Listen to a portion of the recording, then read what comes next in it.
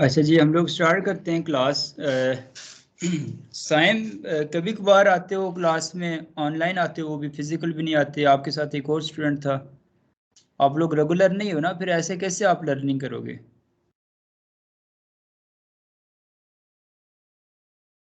कोशिश किया करें सारे रेगुलर रहें और कमिटेड रहें, या फिर रिकॉर्डिंग सुन लेते होते हैं, कम से कम मुझे एक्नॉलेज कर दिया करें।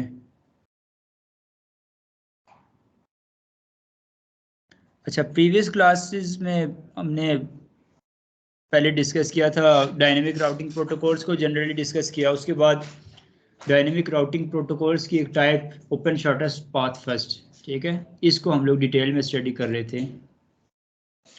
ओपन शॉर्टेस्ट पाथ फर्स्ट को जब हम लोग डिप्लॉय करते हैं ऑर्गेनाइजेशन के अंदर, तो हमने बात की थी कि ये मल्टी वेंडर राउटिंग प्रोटोकॉल है। ठीक है, मल्टी वेंडर से मुराद ये है कि एक लाजमी नहीं है कि किसी एक स्पेसिफिक कंपनी की डिवाइसेस के ऊपर ही चलेगा, या कोई एक इसमें कंपैटिबिलिटी का इशू नहीं आएगा जब मल्टीपल वेंडर्स के अंदर हम लोग जो है ना इसको डिप्लॉय कर रहे होंगे। उसके बाद इसकी जनरल करेक्टरिस्टिक्स हमने ऑब्जर्व कर दी, और अब प्रीवियस क्लास के बाद आपको इस बात का प्रैक्टिकली भी अंदाज़ा हो गया, और आज की क्लास के बाद इसको मज़ीद आपको अंदाज़ा हो जाएगा कि इसको लिंक स्टेट राउटिंग प्रोटोकॉल क्यों कहा जाता है। क्योंकि इसके पास एक तो इसकी जो अपनी इंफॉर्मेशन जो होती है LSDB की और DBD की, डेटाबेस डिस्क्रिप्शन और लिंक स्टेट एडवर्टाइजमेंट्स, इनको अपनी लिंक्स के ऊपर अपडेट करके तब नेबरशिप क्रिएट करता है और अपने डेटाबेस को बाकी डेस्टिनेशन के साथ एक्सचेंज करता है। ठीक है, इसकी जो लिंक स्टेट के एडवर्टाइजमेंट के अंदर कौन कौन सी इंफॉर्मेशन होती हैं, क्या क्या पैकेट्स में कौन कौन सी चीज़ें होती हैं LSAs के अंदर? जी, कौन बताएगा?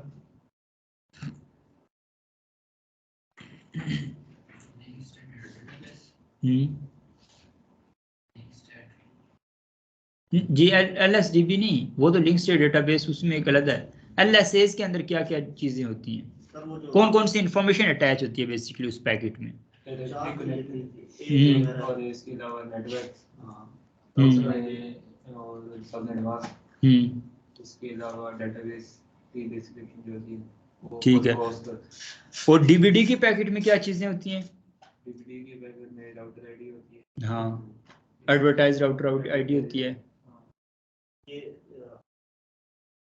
बाकी वो चीज़ें जो कि लूप की अवॉइडेंस के लिए होती हैं, सीक्वेंस नंबर, चेक सम, एजिंग एटसेट्रा। ठीक है, ये वो चीज़ें LSAs की के अंदर और LSDB के लिए रिक्वायरमेंट होती हैं। ठीक है, अच्छा, तो उसी हवाले से हम लोग बात कर रहे थे।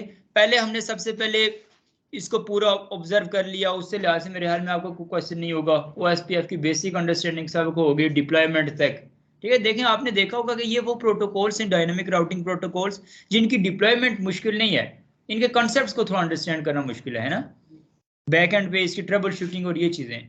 क्योंकि स्टैटिक राउटिंग जब आप लोग, इसलिए मैं आपको जब स्टैटिक राउटिंग करवा रहा था तो आपको बता रहा था कि आप इसको अच्छी तरह से अंडरस्टैंड कर लें तो डायनेमिक राउटिंग आपको बहुत इजी लगेगी in the context of deployment. क्योंकि स्टैटिक राउटिंग में हर एक सोर्स से लेकर डेस्टिनेशन तक हमने पैकेट को स्टैटिकली पहुंचाना होता है, तमाम दरमियान में आने वाले राउटर्स में भी एडवर्टाइज करना होता है, और डेस्टिनेशन देनी होती है, सोर्स की भी और डेस्टिनेशन की भी। मैनुअल कॉन्फ़िगरेशन कहलाती है वो बेसिकली। लेकिन डायनेमिक राउटिंग के अंदर हम लोग हर एक, चाहे जितना भी कॉम्प्लेक्स नेटवर्क हो, उसमें हर एक राउटर जस्ट अपने नेटवर्क्स, कितने नेटवर्क्स होंगे, 2 होंगे, 4 होंगे, 8 होंगे, 10 नेटवर्क्स होंगे, उनको जब एडवर्टाइज कर देगा कोई भी राउटर, तो कितने नेटवर्क्स को एडवर्टाइज करता है डायनेमिक राउटिंग प्रोटोकॉल? कितने रूट्स एडवर्टाइज हो सकते हैं? नहीं नहीं, वो तो राउटर्स टोपोलॉजी में अटैच हो सकते हैं। रूट्स के एडवर्टाइजमेंट के हवाले से भी मैंने आपको बताया था जब मैं EIGRP की बात कर रहा था, कि एक जो राउटर होगा डायनेमिक राउटिंग प्रोटोकॉल के अंदर, वो मैक्सिमम 1000 राउटिंग प्रोटोकॉल, IGP का कोई भी डायनेमिक राउटिंग प्रोटोकॉल है अगर, तो 1000 रूट्स को अपडेट कर सकता है। अगर 1000 से ज्यादा आएंगे तो क्या होगा, iOS क्रैश कर जाएगा आपके राउटर का। तो उसके सोल्यूशन के तौर पर क्या करते हैं हम लोग, BGP को कॉन्फ़िगर करते हैं।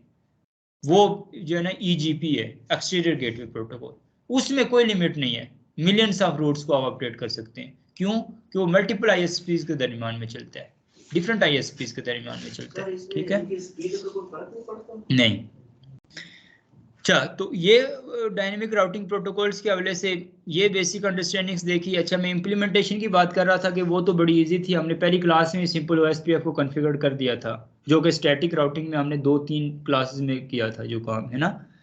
तो तमाम ही हमारे जो नेटवर्क टोपोलॉजी थी 4 राउटर्स की, तमाम ही जो डिवाइसेस थी वो आपस में कम्युनिकेट करना स्टार्ट हो गई थी बाय यूजिंग फ्यू कमांड्स।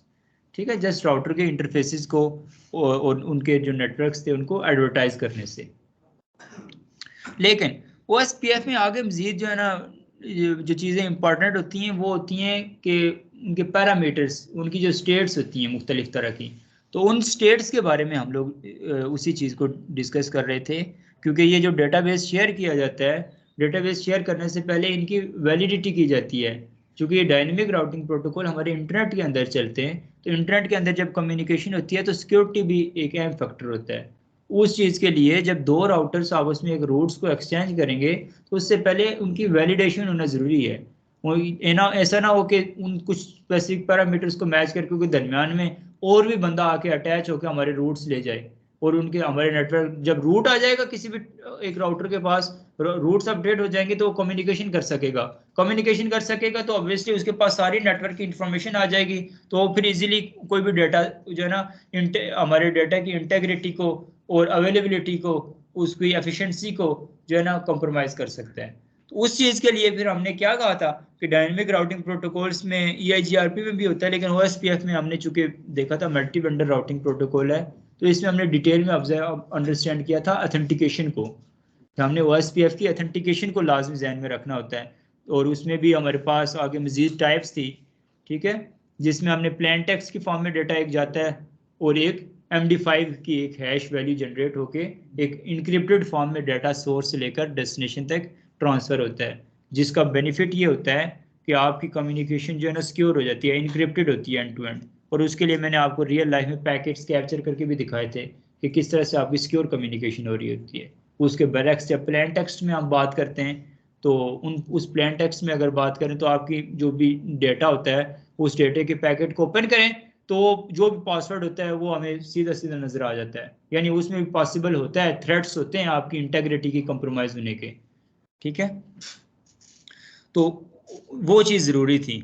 और वो किस चीज़, उसमें मैन उसका पर्पस क्या था पढ़ने का, क्योंकि वो OSPF की जब निबरशिप की बात करते हैं, निबरशिप में जब उसकी कुछ स्टेट्स होती हैं, उन स्टेट्स को अचीव करने के लिए उसके कुछ पैरामीटर्स होते हैं, तो उन पैरामीटर्स में वो ऑथेंटिकेशन लाजमी है कि दोनों एंड्स में, दोनों नोड्स में हमने OSPF की ऑथेंटिकेशन सेम रखी होगी। जैसे ही हम लोग एक तरफ ऑथेंटिकेशन चेंज करते थे, नेबरशिप डाउन हो जाती थी। नेबरशिप डाउन होने से मुराद यह है कि कम्युनिकेशन ही नहीं पॉसिबल, डेटाबेस ही नहीं एक्सचेंज होगा। जब डेटाबेस नहीं एक्सचेंज होगा तो यानी डेटाबेस में क्या होता है, मेजर तो चीजें रूट्स ही होते हैं ना, बाकी तो चीजें सारी सेकेंडरी हैं। प्राइमरी चीजें जो होती है ना आपकी नेटवर्क के अंदर, वो रूट्स होते हैं। राउटिंग टेबल में जो सबसे प्राइमरी चीजें वो रूट्स होते हैं, जिनकी मदद से आपके जो है ना तबादला होता है आपकी इंफॉर्मेशन का, आपकी कम्युनिकेशन का।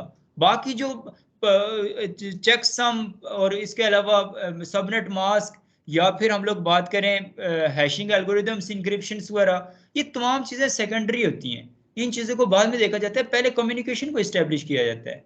आप में से जो सीनियर स्टूडेंट्स हैं आपने देखा होगा कि हम लोग अगर VPN भी कॉन्फ़िगर करते हैं, चाहे side to side DVM VPN, तो उसके लिए पहले सोर्स से लेकर डेस्टिनेशन तक पब्लिक IP के जरिए कनेक्टिविटी मस्ट होती है। कनेक्टिविटी जब बना लेते हैं, उसके बाद एक अलग से टनल बना के उसकी मदद से हमने वो VPN के फेजेस को कॉन्फ़िगर करके इंफॉर्मेशन को इंक्रिप्ट करते हैं। वो सेकेंडरी चीज है, वो तभी काम करेगी जब आपकी प्राइमरी रिक्वायरमेंट्स पूरी होंगी, आपके रूट्स एक्सचेंज होंगे, कम्युनिकेशन होगी, उसके बाद उस कम्युनिकेशन को सिक्योर बनाया जाएगा। ठीक है, तो उस चीज के लिए फिर हमारे पास इन नेबरशिप के पैरामीटर्स का मैच होना जरूरी है। वो तभी ये चीजें की जाती हैं कि जिन जिन राउटर्स हमारे टोपोलॉजी के अंदर, हमारे नेटवर्क के अंदर होंगे, हमने वहां पर सेम सेम पैरामीटर्स कॉन्फ़िगर किए होंगे, ताकि इनकेस कोई अटैकर अटैच होना भी चाहता है कोई पैरामीटर्स अटैच करके, तो उसको तो नहीं पता होंगे उन पैरामीटर्स जब तक वो अटैच नहीं होगा। तो एक ये भी इसका बेनिफिट होता है। ठीक है, तो उन पैरामीटर्स में फिर हमने बात की थी, पहले स्टेट्स के हवाले से अगर बात करें तो नेबरशिप स्टेट्स। ठीक है, नेबरशिप के अंदर फिर दो चीजें आ जाती हैं नेबरशिप के अंदर, एक सिंपल नेबरशिप और दूसरी एडजेसेंसी। ठीक है। आज इस चीज को भी मैं एडजेसेंसी की भी बात करूंगा। बाज़ औक़ात नेबरशिप बनी होती है लेकिन एडजेसेंसी खत्म हो जाती है। नेबरशिप बनना और एडजेसेंसी खत्म होने से मुराद ये होती है कि आपके दो राउटर से एक दूसरे को हेलो मैसेज तो भेज रहे हैं लेकिन लिंक्स की जो इंफॉर्मेशन है वो अपडेट नहीं हो रही। ठीक है, लिंक स्टेट अपडेट्स जो है ना वो नहीं शेयर हो रही। जबकि एडजेसेंसी से मुराद ये होता है कि एडजेसेंसी में नेबरशिप तो होती है, साथ डेटाबेस भी सारा एक्सटेंड हो रहता है, यानी वो सारी की सारी स्टेट्स हमने अचीव की होती हैं। स्टेट्स कौन कौन सी होती हैं जी, आप बताइए मुझे, नेबरशिप की स्टेट्स कौन सी होती हैं जी? आपके पास लैपटॉप है अपना पर्सनल? तो आप रिकॉर्डिंग क्यों नहीं सुनते फिर?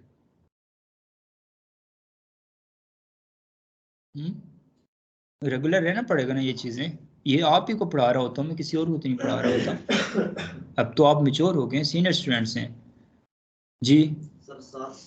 गुड, कौन कौन सी जी? जो पता है वो बता दें।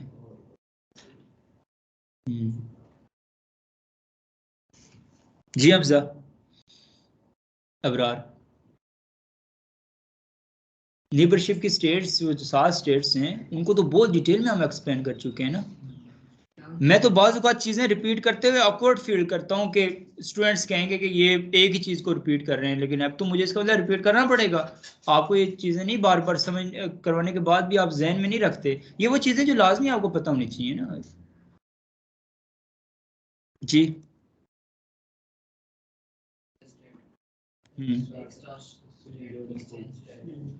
लोडिंग और फुल, ठीक है। इनमें से जो इनिशियल, ठीक है, ये 7 स्टेट्स हैं। कौन कौन सी? Down state, initialisation state, two way state, ठीक है। उसके बाद एक्स स्टार्ट, एक्सचेंज, लोडिंग और फुल, ये टोटल 7 स्टेट्स हैं, ठीक है। इनमें से जो इनिशियल 3 स्टेट्स हैं, कौन सी? डाउन स्टेट, ठीक है, इनिशियलाइजेशन स्टेट और टू वे स्टेट्स। ये वो 3 स्टेट्स हैं जो कि आपकी नेबरशिप के लिए रिस्पॉन्सिबल होती हैं। जहां पर हमने देखा था कि पहले डाउन स्टेट में तो ओएसपीएफ नहीं कॉन्फ़िगर्ड, जैसे ही ओएसपीएफ कॉन्फ़िगर्ड होगा मल्टीकास्ट होगा हेलो मैसेज तो इनिशियलाइजेशन, और जैसे ही वो दोनों हेलो पैकेट्स आपस में एम्प्टी हेलो पैकेट्स एक्सचेंज होंगे और साथ जिनमें डेटाबेस की इंफॉर्मेशन तो नहीं होगी लेकिन जो पर नेबरशिप के पैरामीटर्स की इंफॉर्मेशन है जैसे ही वो अटैच होगी और आपस में शेयर होगी तो वो कौन सी स्टेट कहलाएगी? टू वे स्टेट कहलाएगी। यहाँ पर नेबरशिप क्रिएट होगी। जैसे ये काम हो जाएगा फिर उसके बाद लिंक्स की अपडेट्स आएंगी। वहां से हम लोग आज बात को स्टार्ट करते हैं दोबारा से।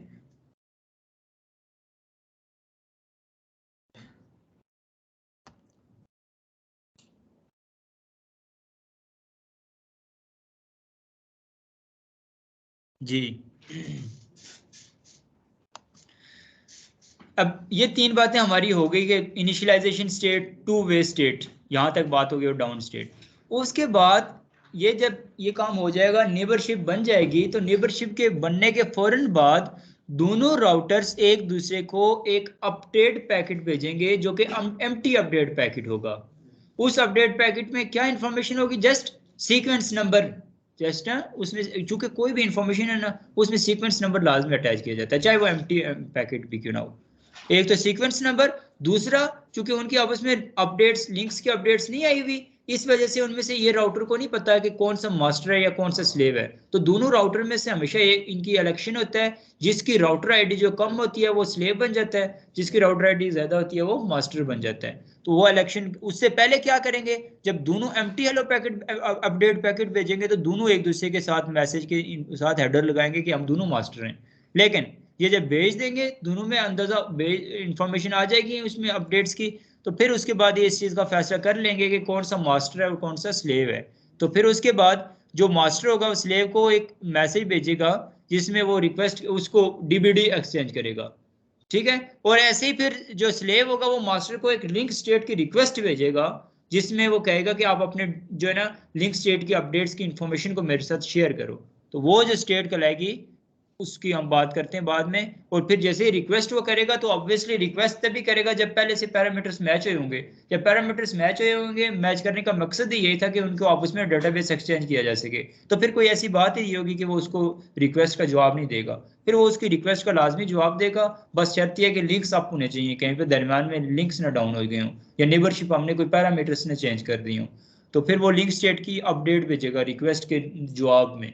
जब उसको अपडेट चली जाएगी तो वो उसको बताएगा भाई आपका बहुत शुक्रिया, आपने जो मैसेज भेजा था वो मुझ तक पहुंच गया, आपकी अपडेट आ गई जिसकी मैंने आपको रिक्वेस्ट की थी। जैसे आप कोई रिक्वेस्ट करते हो किसी को, कोई जवाब दे उसका पॉजिटिव, तो आप वापस थैंक यू भी कहते हो या उसको अपडेट करते हो कि हाँ जो मैंने काम पूछा था मुझ तक पहुंच गया। तो ऐसे ही वो उसका एक्नॉलेजमेंट मैसेज भेजेगा। तो जैसे जब डीबीडी के एम्प्टी पैकेट्स एक्सचेंज हो रहे होंगे तो वो एक्सटार्ट स्टेट करा रही होगी, ठीक है। उसके बाद जब उनके जो है ना डीबीडी का पैकेट मास्टर स्लेव को भेजेगा तो वो एक्सचेंज स्टेट कहलाएगी, डीबीडी के पैकेट्स एक्सचेंज। और फिर लिंक स्टेट की पूरी इंफॉर्मेशन जो असल तो जो है ना लिंक स्टेट राउटिंग प्रोटोकॉल है, तो सारी जो मेजर इंफॉर्मेशन जो होगी वो लिंक्स के अपडेट में होगी, ठीक है। तो लिंक स्टेट की जो रिक्वेस्ट आएगी राउटर को, वो स्टेट जो कहलाएगी वो क्या, वो मिला के डेटाबेस डिस्क्रिप्शन देने के बाद, और लिंक स्टेट की रिक्वेस्ट की तो खाली कोई स्टेट नहीं होती, आपको पता है मैंने बताया था प्रीवियस क्लास में। उसकी जब रिस्पांस आएगा तो वो बेसिकली कहलाएगी लोडिंग स्टेट, और उसके बाद उसकी जब एक्नॉलेजमेंट आएगी तो ये फुल स्टेट कहलाएगी, ठीक है। एक ये चीज। और दूसरी, चूंकि मैं आपको कह रहा था कि इसके साथ साथ यहां तक तो आपको बात समझ आ गई, इसकी मैं लैब भी अभी करके दिखाता हूं आपको। लेकिन उससे पहले जो मैं आपको एक बात मैंने बताई थी कि लाजमी नहीं है कि हमेशा हम जो है ना डाउन स्टेट से डायरेक्ट फुल स्टेट में जाएं। बाज़ औक़ात हमारी नेबरशिप मेंटेन रहती है लेकिन एडजेसेंसी रिमूव हो जाती है। उसकी एक एग्जांपल मैं आपको दूं, बहुत सारी एग्जांपल्स हैं लेकिन एक मेजर एग्जांपल मैं आपको अगर दूं, ये जो MTU होता है, मैक्सिमम ट्रांसमिशन यूनिट की अगर हम लोग बात करें, ठीक है, नेटवर्क के अंदर मैक्सिमम ट्रांसमिशन यूनिट क्या होती है, उसका ये मतलब होता है कि जैसे ये राउटर है, इसका ये एक इंटरफेस है जिसकी मदद से, इसी इंटरफेस की मदद से आगे डेटा को ट्रांसफर करेगा। तो उस डेटे को जो ट्रांसफर करेगा वो डेटा किस फॉर्म में जाता है, पैकेट की फॉर्म में ट्रांसफर जाता है। उस पैकेट के साइज को आइडेंटिफाई करने के लिए इस इंटरफेस के अंदर एक बेसिकली लिमिट लग जाती है कि किसी इंटरफेस से मैक्सिमम कितने साइज का पैकेट जा सकता है। तो इस पूरे प्रोसेस को MTU कहा जाता है, मैक्सिमम ट्रांसमिशन यूनिट, ठीक है। तो मैक्सिमम जी पैकेट के साइज को, ठीक है। तो MTU फिर डिपेंड करते हैं इंटरफेसेस के अकॉर्डिंगली, कहीं 1500 होती है, कहीं पे कुछ होती है, ठीक है। तो वो हम देखेंगे जब लैब में हमने जो इंटरफेस यूज किया होगा उसके अकॉर्डिंगली। लेकिन ये MTU चूंकि कहाँ पर हमारे काम आती है, जब हमने डेटे को एक्सचेंज करना हो तो वहां पर काम आती है ना, डेटा एक्सचेंज करने के लिए डेटाबेस, समझ रहे हैं ना बात को। जब डेटाबेस एक्सचेंज करने के लिए MTU काम आती है, तो जैसे ही MTU को हम लोग जो है ना चेंज करेंगे ओरिजिनल वैल्यू को, वो भी सेम होना जरूरी है। ये भी नेबरशिप के पैरामीटर्स में आती है, लेकिन ये नेबरशिप के बाद एडजेसेंसी के पैरामीटर्स में आती है। एडजेसेंसी के पैरामीटर्स में क्यों आती है, क्योंकि जो हमारा डेटाबेस एक्सचेंज होता है उसका नेबरशिप के इनिशियल 3 पैरामीटर्स के साथ कोई ताल्लुक नहीं होता। उन 3 पैरामीटर्स में तो डेटाबेस एक्सचेंज नहीं हो रहा होता, डेटाबेस एक्सचेंज तो नेक्स्ट 4 पैरामीटर्स में होता है। इसलिए फर्स्ट जो 3 पैरामीटर्स हैं वो ओके रहेंगे नेबरशिप के, नेक्स्ट 4 पैरामीटर्स डाउन हो जाएंगे, यानी आपकी नेबरशिप फुल स्टेट से कहां पर चली जाएगी, 2 वे स्टेट पे चली जाएगी, जैसे ही आप MTU की वैल्यू को ऊपर नीचे करेंगे, चेंज करेंगे, ठीक है। लेकिन इसका भी सोल्यूशन होता है हमारे पास। MTU आमतौर पर तो हमने ये कहा था ना सेम होंगे ही होंगे पैरामीटर्स, तो तब नेबरशिप और वो चीजें अचीव होंगी। लेकिन MTU के केस में ऐसा हम कर सकते हैं कि अगर इन केस किसी इंटरफेस की, ऐसे भी तो हो सकता है बाय डिफॉल्ट ही कोई किसी इंटरफेस की वैल्यू कम हो, या कोई हमने कोई राउटर जो यूज किया है उसकी डिफॉल्ट इंटरफेस की वैल्यू अप डाउन हो, या कुछ ऐसे होता तो नहीं, आमतौर पर सेम ही हमारे पास होते हैं, सेम इंटरफेसेस की डिवाइसेस होती हैं, ठीक है। लेकिन हमने मैनुअली भी चेंज कर दिया, चेंज कर सकते हैं, लेकिन हम ये चाहते हैं कि हमारी वैल्यू MTU की भी दोनों इंटरफेसेस में डिफरेंट हो लेकिन हमारी नेबरशिप भी फुल रहे, ऐसा भी कर सकते हैं। उसके लिए हम क्या करते हैं, उसके लिए हमारे पास ऑप्शन मौजूद होता है कि हम MTU के मैसेज को इग्नोर कर दें, MTU की वैल्यू को इग्नोर कर दें। MTU की वैल्यू को इग्नोर करने से बेनिफिट ये होगा कि हमारी नेबरशिप दोबारा से अप हो जाएगी, कम्युनिकेशन भी होगी। लेकिन अगर हम MTU को इग्नोर नहीं करेंगे तो तब तक MTU ये चीज इफेक्ट क्यों करती है, ये नेबरशिप के पैरामीटर्स में आती क्यों है, क्वेश्चन तो ये है। आती इसलिए है कि लेट्स सपोज अगर ये एक इंटरफेस है जिसकी MTU की वैल्यू है 1500, यानी ये कोई एक पैकेट है जिसके अंदर बिट्स हैं, हेडर हैं, जो भी है उनका साइज 1500 होगा तब भी वो भेजेगी, उससे कम होगा तो भेजेगी भेजेगी। लेकिन अगर इस साइज का इधर एक है जिसका साइज जो है ना वो 1100 है, 1000 है, 100 है, जो भी है, जब ये माइनर इंटरफेस से मेजर पे जा रहा होगा तब तो कोई इशू नहीं होगा। ये 1000 MTU का पैकेट भेजता है तो ठीक है, 1100 की रेंज है, यहाँ पर रिसीव करने की कैपेसिटी 1500 है, 1000 का जा रहा है, इट्स ओके। लेकिन जैसे ही यहाँ पर 1500 की कैपेसिटी का मैसेज है तो ये 1400 MTU के साथ अगर यहाँ से ट्रांसफर होता है यहाँ पर पहुंचता है तो यहाँ पर तो 1100 की रिक्वायरमेंट थी। यहाँ पर प्रॉब्लम आती है, फ्रेगमेंटेशन होना स्टार्ट हो जाती है पैकेट की। क्या होना स्टार्ट हो जाती है?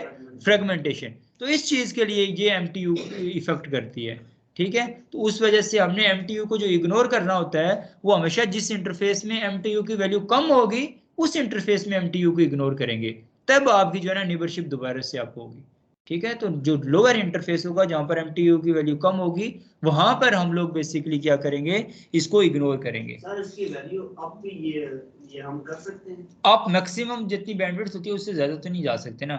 कम कम में हमारे पास एक इंटरनेट आपने कनेक्शन लिया लेट्स सपोज 4 MBPS का, तो आपने मोहल्ले में किसी को देना है तो उसको 8 तो नहीं दे सकते, 6 तो नहीं दे सकते किसी इंटरफेस के जरिए, उस 4 से कम कम ही आगे उसके साथ डील कर सकते हैं। जो भी देना है कम कर सकते हैं, ज्यादा नहीं कर सकते होते हम किसी भी चीज की कैपेसिटी को। ठीक है, तो ये था पूरा एक प्रोसीजर। MTU की भी आपको थ्योरी समझ आ गई, और ये इनकी नेबरशिप के हमने प्रीवियस लैब में मेरे हाल में डेटाबेस नहीं एक्सचेंज करने के, पैकेट्स को कैप्चर भी नहीं किया था। ये दो काम हम जल्दी से टोपोलॉजी ओपन करते हैं, ये दोनों चीजें हम देख लेते हैं।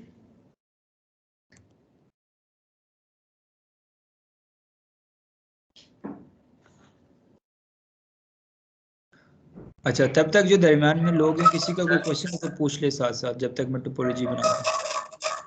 सर मेरा एक क्वेश्चन था। जी जी प्लीज। ये MTU की वैल्यू बैंडविड्थ होती है ना, इंटरनेट की स्पीड जो होती है? नहीं नहीं नहीं नहीं, वो एक अलग चीज है, बैंडविड्थ एक अलग चीज है और MTU एक अलग चीज है। बैंडविड्थ से मुराद ये होती है कि इंटरनेट जो उसके इंटरफेस की टोटल कैपेसिटी होती है, लेकिन ये जो होती है पैकेट के साइज के साथ डील कर रही होती है सिर्फ। जैसे हमने ओके। इंटरनेट से हमने 4 MBPS का कनेक्शन लिया तो हम तो GB की फाइल्स भी भेज रहे होते हैं ना, वो तो कोई फर्क नहीं पड़ रहा होता उससे। लेकिन जो MTU होती है ये वो उस फाइल के टोटल पैकेट के साइज को डील कर रही होती है।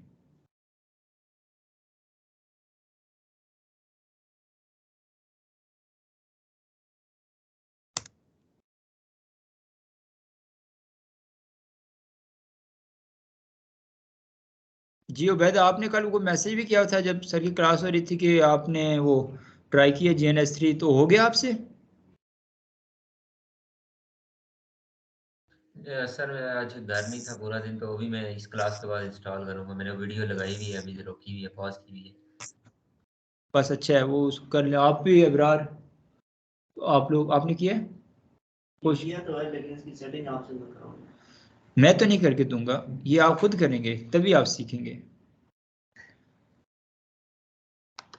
ये वो चीज़ है जो आप खुद जितना ज़्यादा करेंगे प्रॉब्लम को अंडरस्टैंड, तो उसमें आप एक नेटवर्किंग वाले बंदे हैं, किसी ऑर्गेनाइजेशन में जाएंगे तो वो आप वहाँ पर आपको जॉब आपको पैसे मिलेंगे या मुझे मिलेंगे? अरे मुझे बेशक नहीं देना आप। तो ये इसी चीज़ को अंडरस्टैंड करते हैं, समझे कि काम अब आपने खुद ही करना है।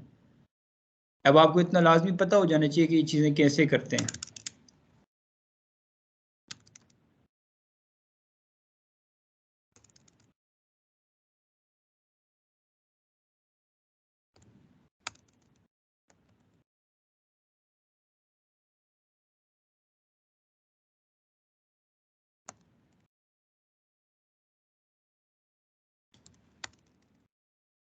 One one one one one one, ठीक है, IP एड्रेस याद रखिएगा।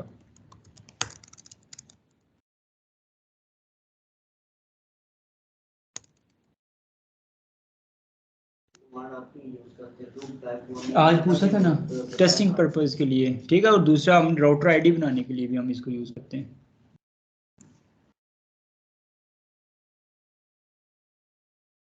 लूप बैक का जो सबनेट मास्क देते हैं ना वो हमेशा /32 रखते हैं। ठीक है,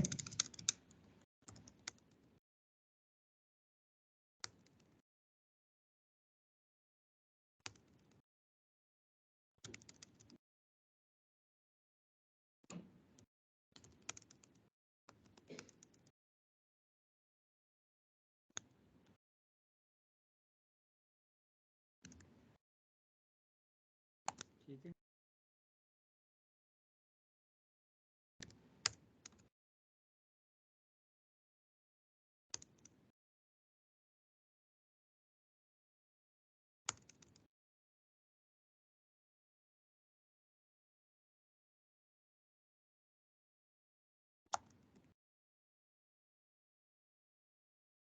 एड्रेस होता है ये जो आपने जी, ये वर्चुअल आईपी एड्रेस होता है। ये बेसिकली आपका पूरा राउटर जब तक क्रैश नहीं करता उसका आईओएस ना, ये तब तक उसके पास रहता है। फिजिकल इंटरफेस डैमेज हो जाए, फिजिकल इंटरफेस तो तब तक होता है जब तक पोर्ट लगी होती है ना। जैसे ही पोर्ट उतारते हैं, केबल उतारते हैं, तो इंटरफेस डाउन हो जाता है। लेकिन वर्चुअल इंटरफेस तब तक अप रहता है जब तक कि आपका राउटर का आईओएस नहीं क्रैश करता, राउटर बंद नहीं हो जाता। इसी वजह से फुल नेटवर्क के अंदर ट्रबल शूटिंग पर्पज के लिए उस लूपबैक इंटरफेस को राउटर की आईडी के तौर पर यूज किया जाता है। ठीक है।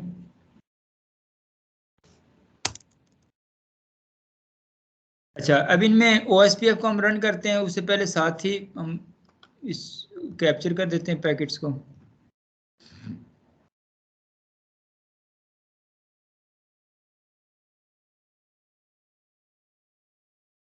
Router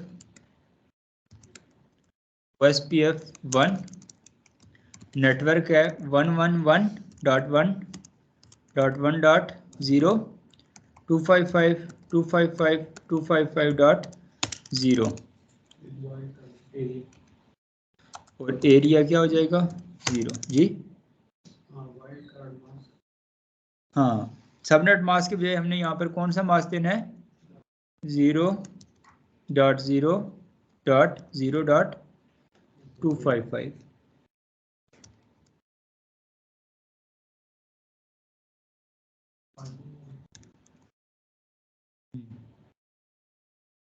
area 0। उसके बाद राउटर आईडी भी हम लोग लेट्स को दे देते हैं 11.11.11.11 और दूसरा नेटवर्क कौन सा था 1.1.1.1 और 0 एरिया क्या हो जाएगा 0।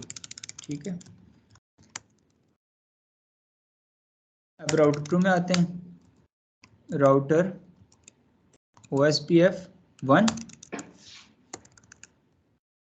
नेटवर्क 111.1.1.0 और 0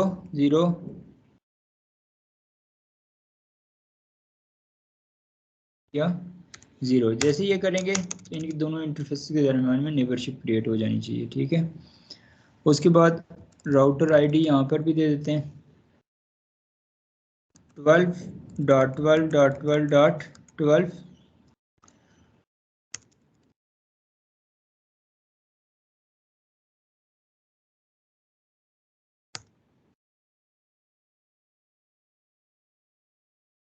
हाँ, क्योंकि OSPF दोनों में चल गया पहले से ही, तो उन पहले से राउटर आईडी का जो है ना प्रोसेस होना शुरू हो गया। इस वजह से अभी ये कह रहा है ये राउटर आईडी यहाँ पर नहीं चलेगी।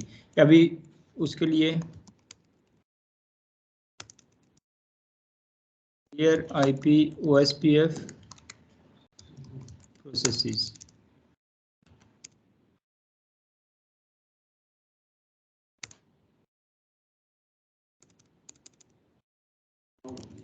कॉन्फ़िगरेशन में जाएंगे। अच्छा, राउटर OSPF 1 था ना। अच्छा, नेटवर्क इसका और कौन सा रहता था लूपबैक का 255 और एरिया क्या हो जाएगा 0। अभी इतना काम हो गया। ठीक है। इसकी ऑथेंटिकेशन नेबरशिप के पैरामीटर्स और उन मैसेजेस को हमने देख लिया था। अब यहाँ से बात करते हैं हम लोग ये सबसे पहले हेलो मैसेज हुए, नेबरशिप क्रिएट हुई हो गई। अब यहाँ पर सबसे पहले अपडेट के पैकेट्स देखें। सबसे पहले लिंक स्टेट की अपडेट का जो पहला ये वाला, ये वो पैकेट है कि जिसको हम लोग ओपन करते हैं और फिर देखते हैं 111.11.1.2। ठीक है, 111.1.1.2 सोर्स आईपी है और डेस्टिनेशन आईपी कितनी है 224.0.0.5। लेकिन जो डेटाबेस डिस्क्रिप्शन का पहला ये वाला जो यूनिकास्ट हुआ है इन दोनों के दरमियान में, उस पैकेट को हम लोग सबसे पहले ओपन करेंगे डेटाबेस की डिस्क्रिप्शन का।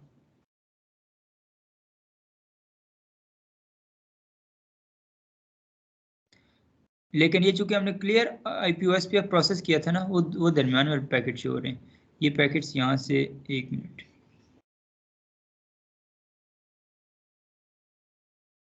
शुरू से हमारे पास इनिशियली जो पैकेट्स हैं ये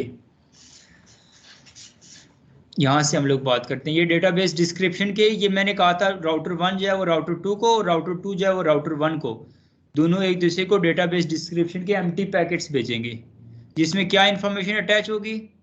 एक तो सोर्स आईपी, डेस्टिनेशन आईपी तो होगा ही होगा ना, लेकिन आगे पैकेट को अगर ओपन करें तो पैकेट के ओपन में और कोई इंफॉर्मेशन देखे नहीं अटैच हुई हुई, ठीक है। अगर डेटाबेस डिस्क्रिप्शन की अगर हम लोग आगे मजीद बात करें तो यहाँ पर जो है ना ये सीक्वेंस नंबर जो हम बात कर रहे थे, ये सीक्वेंस नंबर सिर्फ उसके साथ अटैच होया हुआ है, लेकिन उसके साथ ये क्या कह रहा है डेटाबेस की डिस्क्रिप्शन में कि ये अपने आप को मास्टर कह रहा है। अभी कौन सा, अभी ये पैकेट कौन सा मैंने कैप्चर किया, जो राउटर 2 राउटर 1 को मैसेज भेज रहा है, यानी राउटर 2 जो इन्फॉर्मेशन कर रहा है उसमें वो अपने आप को क्या कह रहा है, मास्टर कह रहा है। इसी तरह से ये वो पैकेट था। अब ये नीचे दूसरा पैकेट ओपन करते हैं जो राउटर 1, जिसकी आईपी 1 है वो राउटर 1 है, जिसकी आईपी 2 है वो राउटर 2 है, आपको इतना तो पता है ना सबको। अब इस पैकेट को कैप्चर जब करेंगे, इसमें सोर्स डेस्टिनेशन वो हो गई, बाकी और इन्फॉर्मेशन नहीं, डेटाबेस सीक्वेंस, और ये भी अपने आप को क्या कह रहे हैं यहाँ पर, मास्टर कह रहा है।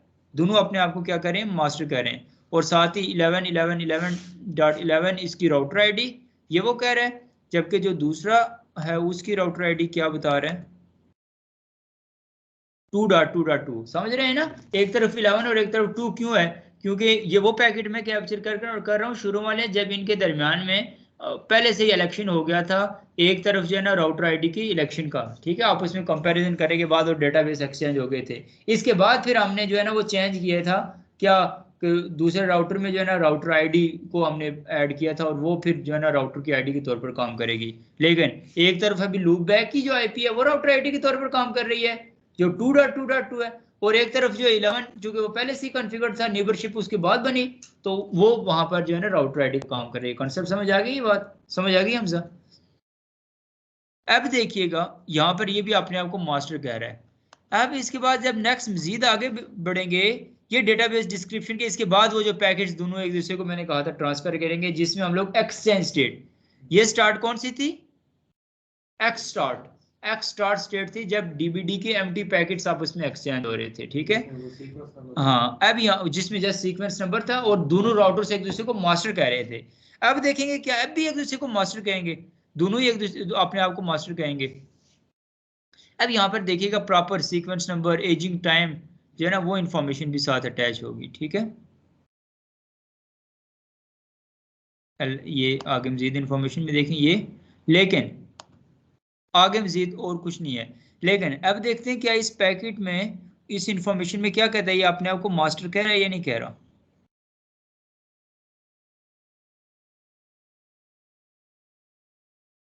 ये एम लिखा हुआ है ना, एम बेसिकली मास्टर को शो करता है, आगे लिखे जाता है मास्टर और नो लिखा हुआ है। ये एक पैकेट इसने इंफॉर्मेशन भेजी, जबकि जैसे इसकी दूसरा राउटर 2, ये 2 का 1 और 1 से 2 की तरफ जो इंफॉर्मेशन जाएगी, तो 1 उस इंफॉर्मेशन में अपने आप को देखते हैं क्या साथ ऐड करके भेजेगा। ये देखें यहाँ पर कोई एम और मास्टर की इंफॉर्मेशन साथ अटैच नहीं हुई, कहीं पर नहीं कह रहा कि मैं मास्टर हूँ। आ रही है समझ, क्यों, इसका आईपी कितना है 11, राउटर आईडी है ना बेसिकली, उसकी बेस के ऊपर इलेक्शन होता है, इसका आईपी 11 है। यहाँ पर एम यानी कि मास्टर के बारे में कहीं पे नहीं आ रहा, ये जब मास्टर नहीं है तो ऑब्वियसली स्लेव होगा। जबकि जो दूसरी पैकेट जिसमें इंफॉर्मेशन 2 से 1 की तरफ आ रही है, उस पैकेट को अगर हम लोग ओपन करें तो वो अपने आप को साथ क्या कर रहा है, एम मास्टर साथ लगाया हुआ है, ठीक है। ये पैकेट मैंने दूसरा प्रीवियस ओपन कर दिया है। हाँ, बाकी इसकी active neighbour, backup designated router की इंफॉर्मेशन और वो तमाम तर चीज़ें जो है ना यहाँ पर अपडेट है। अच्छा, ये दो काम हो गए। उसके बाद फिर नेक्स्ट जो है ना आइए रिक्वेस्ट, एलएस लिंक स्टेट की रिक्वेस्ट की इंफॉर्मेशन जो हमने कहा था, ये कौन सी स्टेट होती है, जब रिक्वेस्ट आती है, ये कोई स्टेट नहीं होती, ठीक है, ये जस्ट स्टेट रिक्वेस्ट भेजते रहते हैं एक दूसरे को, ताकि डेटाबेस की लिंक्स की अपडेट्स आ जाएं, अपडेट्स की इंफॉर्मेशन आ जाए। तो उसमें ये तो स्लेव मास्टर को नहीं भेजेगा, जी स्लेव ही मास्टर को भेजेगा। तो इसलिए यहाँ पर ये देखें तो इसके पैकेट में, अच्छा एक सेकेंड, ये तो बड़ा कर देते हैं, ये और कोई इन्फॉर्मेशन नहीं है। जस्ट इन्फॉर्मेशन क्या, एक जिसमें कहीं पे मास्टर नहीं लिखा हुआ, एक स्लेव राउटर जिसकी जो है ना राउटर आईडी क्या बड़ी है, वही रिक्वेस्ट भेज रहे हैं ना, तो उस वजह से वो जो है ना इन्फॉर्मेशन आ रही है। और अब उसके बाद नेक्स्ट जो अपडेट का पैकेट की अगर बात करें, ये इस अपडेट के पैकेट में पूरी डेटाबेस की इंफॉर्मेशन होगी। यहाँ पर लिंक्स की तमाम, ये देखें, ये स्टब, टोटल स्टब, उसके नेटवर्क मास्क, मैट्रिक कैलकुलेशन भी, कॉस्ट भी कैलकुलेट करके भेज रहा है। ये यहाँ पर चूंकि हमने इंटरफेसेस इतने ज्यादा नहीं कॉन्फ़िगर किए, टोपोलॉजी के अंदर जितने राउट्स होंगे यहाँ पर ये तमाम राउट्स को कैप्चर करके आपको दिखा देगा। तो हम तक राउट्स की इंफॉर्मेशन यहाँ पर हो जाएगी, उनमें से भी जो पॉसिबल थे वो राउट्स यहाँ पर शो करवा रहा है। लिंक्स की इंफॉर्मेशन, डायरेक्टली कनेक्टेड राउटर्स की इंफॉर्मेशन, सोर्स आईपी, ठीक है, ये सोर्स आईपी, डेस्टिनेशन आईपी, तमाम तरह इंफॉर्मेशन जो है ना इस एलएसयू के पैकेट में जाती है। और उसके बाद फाइनली आपके पास जो है ना लिंक स्टेट की एक्नॉलेजमेंट का मैसेज आएगा, ठीक है, कि आपके पास इंफॉर्मेशन पहुंच गई। इसमें बस वो पैकेट साइज वगैरह और ये तमाम तरह चीजें होती हैं, ठीक है, ये समझ गए बात को।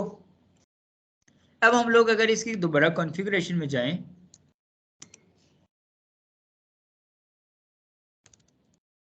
शो आईपी ओएसपीएफ नेबरशिप में अगर हम लोग जाएं तो ये देखें नेबरशिप इसकी, अब ये स्टेट की बात हो रही है। स्टेट क्या शो हो रही है? फुल इसका मतलब लास्ट स्टेट, डेटाबेस भी एक्सचेंज हो गया, सारा काम हो गया। लेकिन जैसे ही हम लोग वो करते हैं तो डाउन हो जाती है। जब डाउन होती है तो यहाँ पर कुछ भी नहीं शो होता, उनमें से कोई भी पैरामीटर को हमने एक्सचेंज ऑथेंटिकेशन वगैरह या कोई भी पैरामीटर, वो तो हमने करके देख ली थी उसकी लैब। अब बात करते हैं ओएसपीएफ की एमटीयू के हवाले से, कि हमने एमटीयू जैसे ही चेंज करेंगे तो देखिएगा नेबरशिप डाउन नहीं होगी, सिर्फ स्टेट चेंज हो जाएगी। स्टेट चेंज होने से मुराद यह है कि यहाँ पर फुल से ये स्टेट जो है ना आपको 2 वे में नजर आएगी, ठीक है। उसके लिए हम लोग कॉन्फ़िगरेशन में जाते हैं, इंटरफेस फास्ट इथरनेट 0/0, या उससे पहले हम देख लेते हैं कि एमटीयू की वैल्यू है कितनी। तो शो इंटरफेस फास्ट इथरनेट 0/0, ये बता रहे हैं एमटीयू की वैल्यू कितने बता रहे हैं, 1500 नजर आ रही है एमटीयू। ये देखें जो क्वेश्चन पूछ रहे थे बैंडविड्थ के हवाले से, तो देखें बैंडविड्थ एक अलग चीज है, वो अलग उसके पैरामीटर्स हैं, और एमटीयू एक अलग चीज आपको यहाँ पर नजर आ रही है। EIGRP में जो हमने मैट्रिक्स में और उन चीजों में देखा था, तो वहां पर हमने बैंडविड्थ और डिले की बात की थी। अब यहाँ पर एमटीयू की बात कर रहे हैं हम लोग, ठीक है। अब ये एमटीयू की वैल्यू डिफॉल्ट 1500 है, दोनों तरफ सेम ही होगी ऑब्वियसली। तो अब इसको हम लोग चेंज करते हैं, उसके लिए कॉन्फ़िगरेशन में जाएंगे, interface fast Ethernet 0/0 IP OSPF MTU, या नहीं खाली आईपी एमटीयू, और एमटीयू की वैल्यू को हम लोग यहाँ पर क्या कह रहे हैं कि ये देखो मिनिमम आप 1600 और 68 और मैक्सिमम 1500 रख सकते हो, इससे आगे नहीं जा सकते आप। एमटीयू को उस जितनी टोटल वैल्यू है ना उससे आगे आप नहीं रख सकते, ठीक है। तो इसके दरमियान में हम लोग लेट्स सपोज 1300 रखते हैं एमटीयू की वैल्यू, ठीक है। अब जैसे ही 1300 में रखेंगे, अब हम लोग अगर बात करें शो आईपी ओएसपीएफ नीबर की, अब ये देखिए 31 है, 31 के बाद 38, 36, 34, 33, 32, 31 और फिर 39। अब ये क्या वजह है कि ये तो नहीं हो रही, एमटीयू की वैल्यू चेंज भी की और ये नहीं हो रही, एक्सचेंज नेबरशिप डाउन नहीं हो रही, मैं और फुल भी शो भी फुल कर रही है। हाँ कौन बताएगा?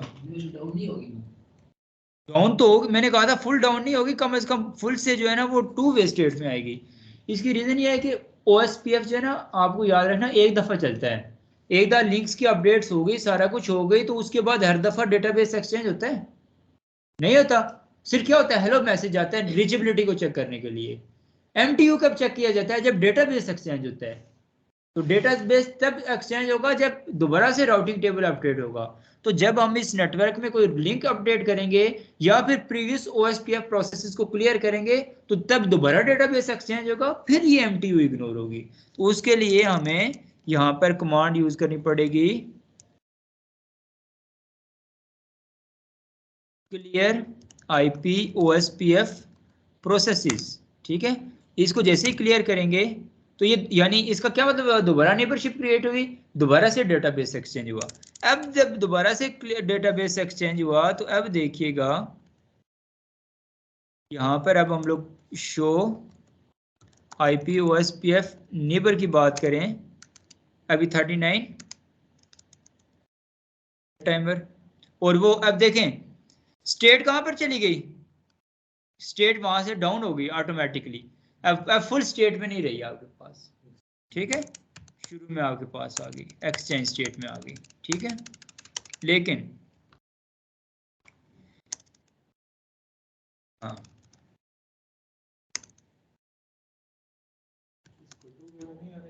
हाँ 2A में ये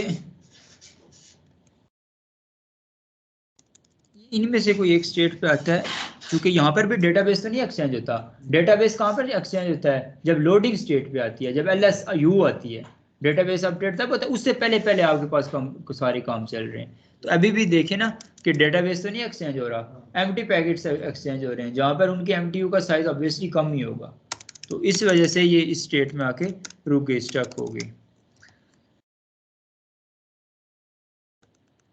इसको मैं दोबारा क्रॉस चेक भी करूंगा एक दफ़ा कि मेरे ख्याल में इसको 2 वे स्टेट में भी आना चाहिए, क्योंकि वो जितने भी आगे पैरामीटर्स हैं वो एडजेसेंसी के हैं ना।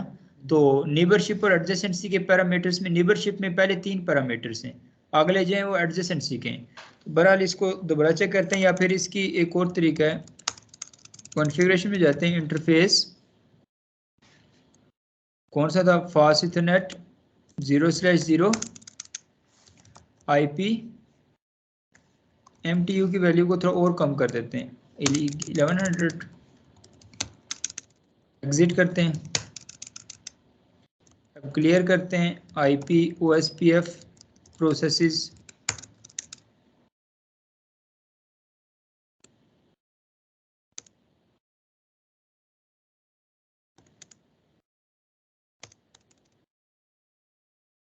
क्लियर हुए। Show IP OSPF